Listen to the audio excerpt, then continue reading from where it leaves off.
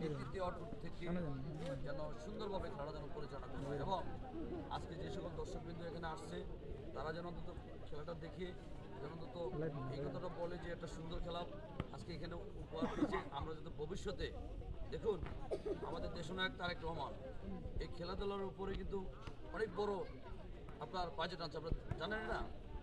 যেমন আপনার একটা যে সাধারণ মা বোনদের জন্য যে ফ্যামিলি কার্ড এবং যে কৃষি কার্ড, হেলথ কার্ড, তার সাথে ইমাম মঞ্চম খতিবদের জন্য যে খাদেম সাহেবদের জন্য যে বাজেট, তাদের ভিতরে সবচেয়ে গুরুত্বপূর্ণ বাজেট হলো শিক্ষা ও খেলাধুলা নিয়ে।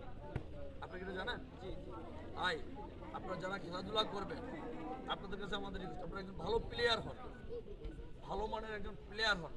ভালো মানের একজন প্লেয়ার হলে আপনাদের বাবা মা যেরকম গর্বিত হবে, যে ইউনিয়নের সন্তান আপনারা ওই ইউনিয়নবাসীও গর্বিত হবে, তাই না? তাহলে আপনাদের নির্দিষ্ট থাকতে হবে পড়াশোনার ফাঁকে ফাঁকে ভালো খেলোয়াড় হতে হবে। আগে মূল লক্ষ্য কি? পড়াশোনা। পড়াশোনার ফাঁকে ফাঁকে কি বলছি আমি আপনাদেরকে?